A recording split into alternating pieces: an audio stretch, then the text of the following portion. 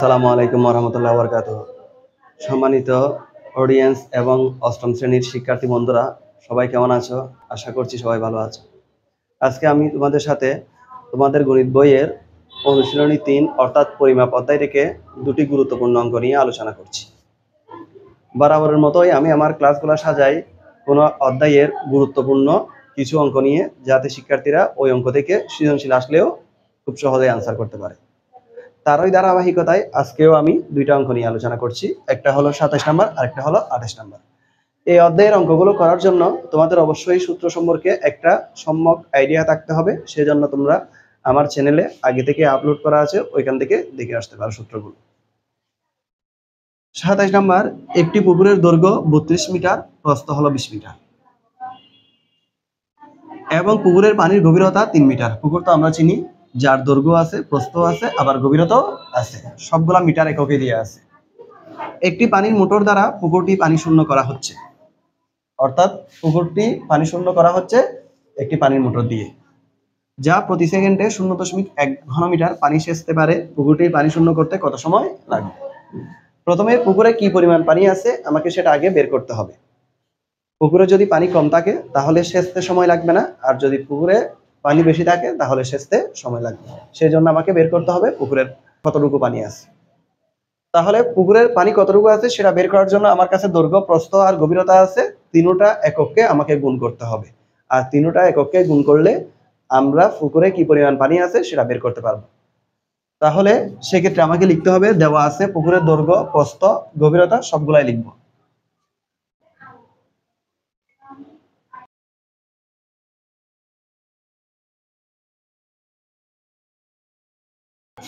দেওয়া আছে পুকুরের দৈর্ঘ্য, পুকুরের প্রস্থ এবং পুকুরের গভীরতা, সুতরাং পুকুরের আয়তন। আয়তনের জন্য আমাকে গুণ করতে হয় কি কি? দৈর্ঘ্য গুণ করতে হয়, প্রস্থ গুণ করতে হয়, আর একটা হলো গভীরতা গুণ করতে হয়। তাহলে আমি আমার প্রত্যেকটা ক্লাসে তো এগুলা গুণ করে দেখিয়েছি, আজকে আর দেখাচ্ছি না, আমি সরাসরি সংখ্যাগুলো গুণ করছি।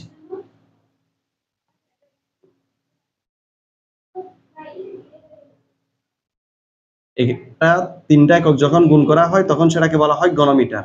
ঘনমিটার।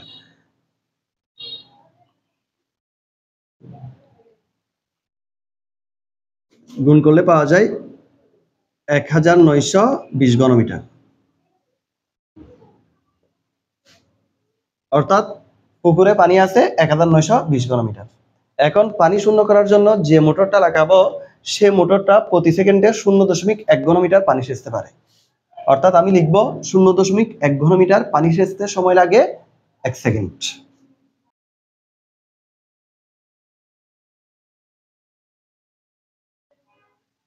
শূন্য দশমিক 1 ঘনমিটার পানি সেচতে সময় লাগে 1 সেকেন্ড। 1 ঘনমিটার পানি সেচতে সময় লাগে, একটা উপরে যাবে, 0.1টা নিচে আসবে, সেকেন্ড। সুতরাং কত ঘনমিটার পানি সেচতে হবে? 1920 ঘনমিটার।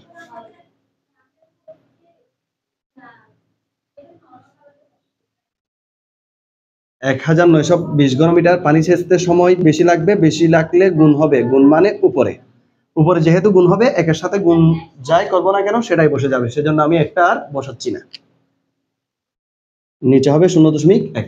এখন তোমরা 1920কে 0.1 দ্বারা ভাগ করবে, ভাগ করলে পাওয়া যায় 19,200, 19,200 সেকেন্ড। এখন আমরা জানি সেকেন্ড থেকে মিনিটে আনতে হয়, মিনিটে আনতে হলে ভাগ করতে হবে আমাকে 60 দ্বারা।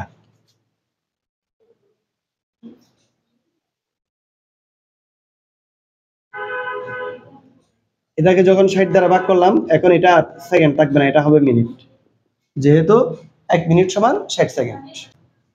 ক্যালকুলেটারে 19,200কে আগে রাখবে, 60 দ্বারা ভাগ করবে, ভাগ 60, 60 দ্বারা ভাগ করলে পাওয়া যায় 320 মিনিট।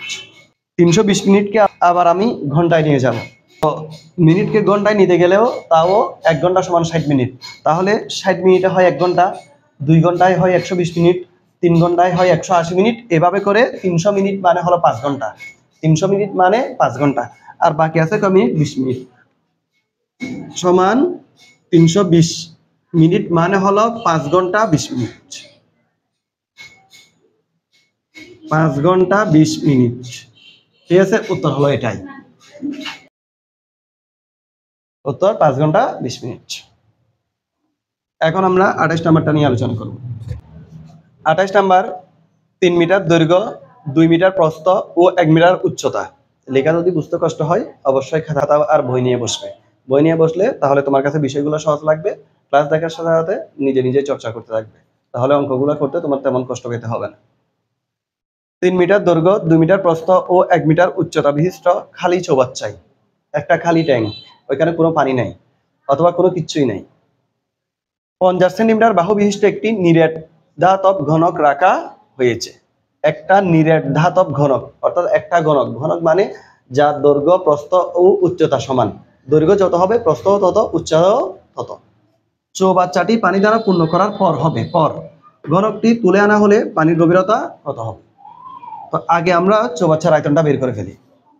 তোমরা লিখবে, দেওয়া আছে চৌবাচ্চার দৈর্ঘ্য 3 মিটার, প্রস্থ 2 মিটার ও উচ্চতা 1 মিটার। আমি এগুলো আর লিখছি না, যেহেতু আমি প্রত্যেকটা অঙ্কে সেগুলো লিখে দিই। এখন তোমরা নিজেরাই লিখে ফেলবে, তোমরা পারবে। আমি সরাসরি আয়তন বের করছি। আমরা জানি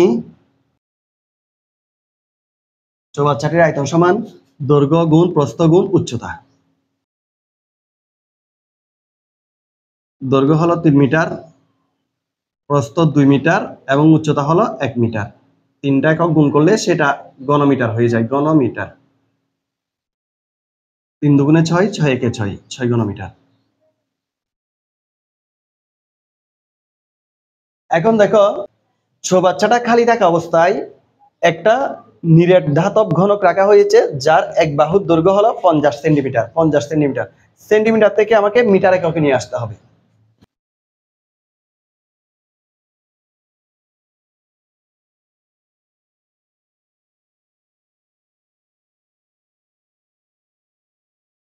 এখন নিরেট ধাতব ঘনকের এক বাহুর দৈর্ঘ্য হলো কত সেন্টিমিটার? 50 সেন্টিমিটারকে যদি আমি মিটারে নিয়ে আসতে যাই, অবশ্যই 50কে 100 দ্বারা ভাগ করতে হবে, সেটা তখন হয়ে যাবে মিটার। কেননা 100 সেন্টিমিটার সমান 1 মিটার। ভাগ করলে পাওয়া যায় 0.5 মিটার, 0.5 মিটার। এখন এটা হলো এক বাহুর দৈর্ঘ্য, যেহেতু আমি এটা আয়তনে বের করেছি, এটাও আমাকে আয়তনে বের করতে হবে। হ্যাঁ, সুতরাং ঘনকটির আয়তন, আমরা জানি ঘনকের প্রত্যেকটা বাহুর দৈর্ঘ্য সমান, সেজন্য ঘনকের আয়তনের ক্ষেত্রে সূত্র লিখতে হয় এক বাহুর দৈর্ঘ্য হোল কিউব। হোল কিউব, এটাও হবে ঘনমিটার। গুণ করলে হয় 0.125 ঘনমিটার। এখন এই যে এই ঘনকটি রাখা হয়েছে চৌবাচ্চার ভিতর পানি পূর্ণ থাকার আগে, অর্থাৎ পানি শূন্য ছিল, পানি ছিল না। এখন আমি এই গ্লাসটা একটা খালি চৌবাচ্চা মনে করি, এখানের ভিতর আমি একটা নিরেট ধাতব ঘনক রাখলাম। এই ঘনকটা খালি ছিল, খালি থাকা অবস্থায় আমি এটা রেখেছি এবং এটা রাখার পরে এখানে পানি দ্বারা পূর্ণ করলাম। পানি দ্বারা যখন পূর্ণ করলাম, এখন আমি এই ঘনকটি তুলে নিয়ে আসলাম, নিশ্চয়ই পানির গভীরতা কমে যাবে। তাহলে পানির গভীরতা কত সেটা আমাকে বের করতে হবে। পানির গভীরতা কতটুকু কমবে? পানির গভীরতা কমবে এটার আয়তন যতটুকু ছিল ততটুকুই, অর্থাৎ আমাকে চৌবাচ্চার আয়তন থেকে এই যে ঘনক আছে এই ঘনকের আয়তনটা আমাকে বাদ দিতে হবে। চৌবাচ্চাটি পানি দ্বারা পূর্ণ করার পর ঘনকটি তুলে আনা হলে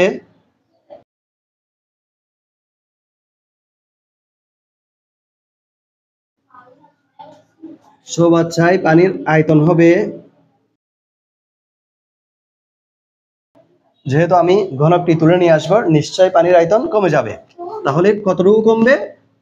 6 ঘনমিটার থেকে 0.125 ঘনমিটার বিয়োগ করলে পাওয়া যায় 5.875 ঘনমিটার। 5.875 ঘনমিটার, অর্থাৎ চৌবাচ্চায় পানি আছে 5.875 ঘনমিটার। প্রশ্ন হলো পানির গভীরতা কত? তো পানির গভীরতা কত সেটা বের করার জন্য আমাকে চৌবাচ্চায় পানির আয়তনকে চৌবাচ্চার দৈর্ঘ্য এবং চৌবাচ্চার প্রস্থ দ্বারা ভাগ করতে হবে। সুতরাং পানির গভীরতা পানি ছিল 5.875, সেটা উপরে বসালাম। আর দৈর্ঘ্য ছিল 3, প্রস্থ ছিল 2, আর এটা ছিল মিটার। এখন 3 দুগুণে 6, 6 দিয়ে 5.875 কে ভাগ করতে হবে। ভাগ করলে পাওয়া যায় 0.979166, অনেকগুলো 6 পাওয়া যাবে মিটার। যেহেতু এটা 1 মিটারের চেয়ে ছোট, সেজন্য মিটার থেকে আমি সেন্টিমিটার নিয়ে যাব, আর মিটার থেকে যদি সেন্টিমিটার নিয়ে যাই 100 দ্বারা গুণ করতে হবে।